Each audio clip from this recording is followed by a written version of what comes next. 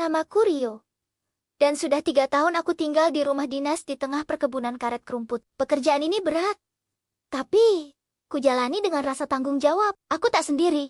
Ada Samin, rekan sekaligus teman serumah. Kami berdua sama-sama bertahan di tempat ini. Karena alasan keluarga dan tekad untuk bekerja dengan baik. Meski tempat ini sering menghadirkan kejadian aneh. Suatu pagi yang cerah, aku terbangun dan melihat suasana begitu tenang. Samin biasanya sibuk di kebun belakang, menanam cabai dan singkong. Tapi kali ini, aku tak melihatnya di sekitar rumah. Saat menatap keluar jendela, aku melihat sosoknya jongkok di halaman samping, sedang membersihkan rumput. Aku lega. Namun beberapa menit kemudian, Samin tiba-tiba muncul dari pintu depan rumah dan masuk ke kamar mandi. Aku heran, kalau dia baru datang, siapa yang kulihat di luar tadi? Rasa aneh itu, kubiarkan berlalu. Sampai akhirnya Samin benar-benar datang lagi beberapa jam kemudian, dengan motor yang baru ia gunakan ke rumah temannya. Wajahnya ceria. Tak tahu apa-apa, aku hanya bisa tersenyum. Walau hatiku belum tenang. Hari itu menjadi awal dari rentetan kejadian ganjil yang membuat kami sadar bahwa tempat ini menyimpan sesuatu yang tak terlihat. Beberapa hari kemudian, Samin akhirnya menceritakan hal yang ia alami seminggu sebelumnya. Saat aku sedang pergi ke kota. Waktu itu, ia sendirian di rumah. Dan sore, menjelang malam, ia melihat sosok perempuan berjalan di antara pohon karet. Rambutnya panjang, langkahnya pelan, dan ia tidak menjawab ketika dipanggil. Samin berpikir mungkin itu warga desa, tapi di sekitar sini tak ada rumah lain. Malamnya, Samin menyalakan semua lampu dan menunggu aku pulang. Namun, semakin malam, rasa takutnya makin besar. Saat mengintip dari jendela, ia melihat sosok yang sama berdiri diam di depan rumah, menatap ke arah kebun. Tak lama kemudian, sosok itu sudah duduk di teras, membelakanginya. Ia mencoba menyapa.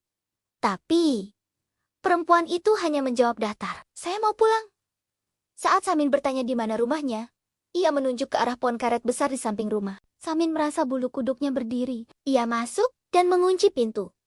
Tak lama, terdengar ketukan pelan di pintu. Ia tak menjawab. Ketukan itu datang lagi dan lagi, sampai akhirnya berhenti menjelang tengah malam. Ketika Samin hendak berbalik menuju kamar, ia melihat sosok perempuan itu berdiri di dalam rumah.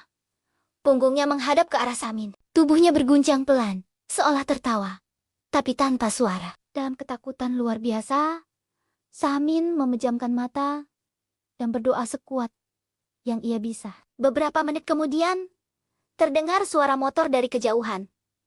Itu aku yang baru pulang. Samin akhirnya sadar dan menatap ke arah tempat sosok itu berdiri, tapi perempuan itu sudah lenyap. Sejak malam itu, kami berdua sepakat untuk lebih berhati-hati dan selalu berdoa setiap malam. Beberapa minggu kemudian, peristiwa lain terjadi. Saat hujan deras dan listrik padam, kami mendengar suara langkah di luar rumah. Pelan, menyusuri dinding, lalu berhenti di jendela dapur. Ada bunyi ketukan pelan, seperti permintaan izin. Tapi ketika kami beranikan diri melihat, tak ada siapapun di sana.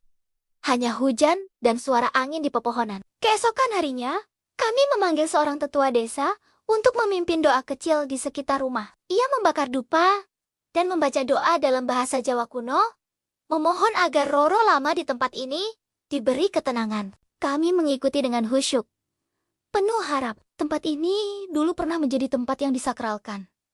Katanya pelan, kalian harus menghormatinya, jangan menantang. Sejak hari itu, suasana rumah memang lebih tenang. Sesekali masih terdengar suara aneh, tapi tidak mengganggu. Aku dan Samin menjalani hidup seperti biasa. Bekerja, menanam, memanen, dan saling menjaga. Kadang kami hanya duduk di teras menatap kebun karet saat senja, membiarkan angin sore membawa aroma getah yang khas. Kami tak lagi takut, karena tahu rasa hormat adalah kunci ketenangan di tempat seperti ini. Jangan lupa subscribe ya. Sanggamara 99.